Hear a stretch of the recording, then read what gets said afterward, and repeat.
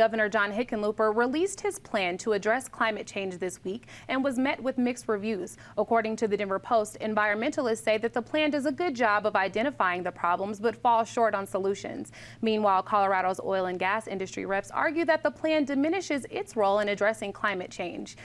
David, what do you think about this? I think both critiques are valid. Some of the things in the plan seem kind of pointless. For example, one key point, as reported in the Denver Post, is to help utilities identify how they can save money by using renewables, which is a euphemism for subsidized wind welfare producers.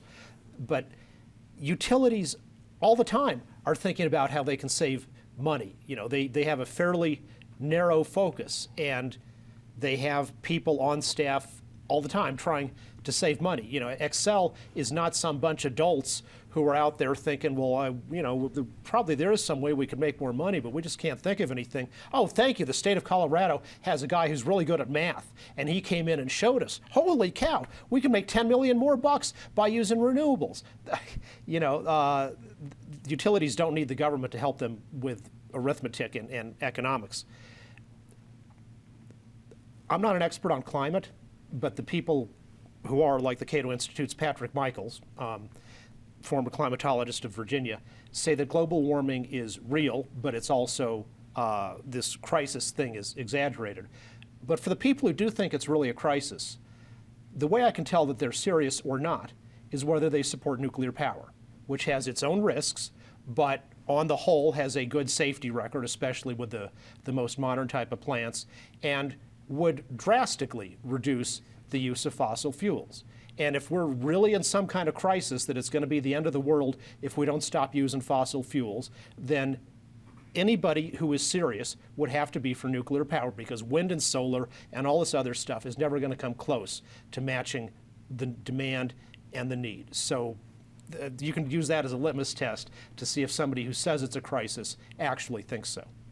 Now, it was said that Governor Hickenlooper, being a former environmentalist himself, he was put on somewhat of a political island with this. What do you think about this topic? Well, yeah, as a former geologist, I mean, he's got some familiarity with the topic, but I think it's interesting.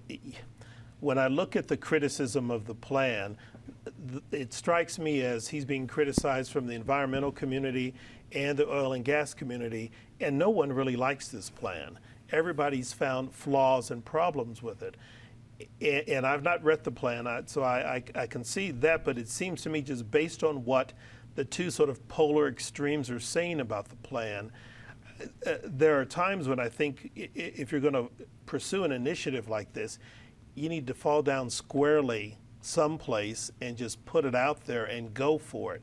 And it sounds like the plan doesn't go for either conserving the environment or encouraging a robust development of renewables as well as oil and gas and traditional fossil fuels or nuclear. It just sort of says there's a problem and we ought to be fixing it and let's talk about it some more. And I don't know if that's really a plan. So, you know, I hope that from this we'll sort of generate a conversation, and something more concrete with action steps will flow from that dialogue at that point. Because it sounds like what we've got is everybody's hugely disappointed and the governor's standing in the middle, not quite certain which way to move. Coloradans are generally known as people who care about the environment, so I know that this is a big deal for a lot of people. What would you say? Yes, it's a definite political hot potato in Colorado, and probably becoming more and more so every year.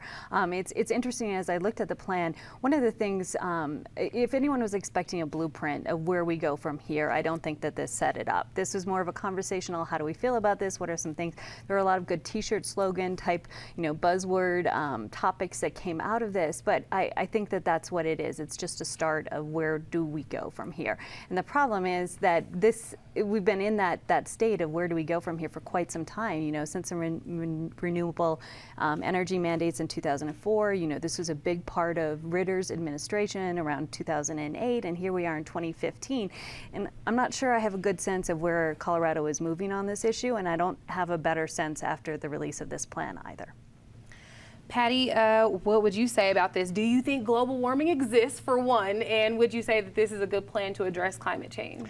Well, I would have to say David's citing of the Cato Institute expert is a good one, which is all evidence points to there being climate change, but that it is not as sky is falling, as people have said.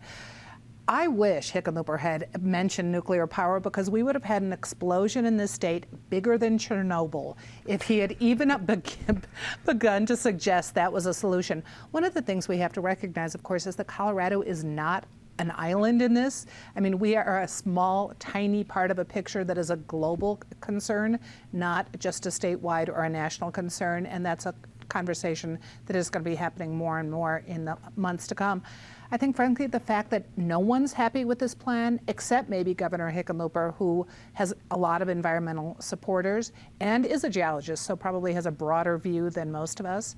Maybe he likes the plan. It comes out in the middle, and if everyone on both sides hates it, then he's probably doing something right.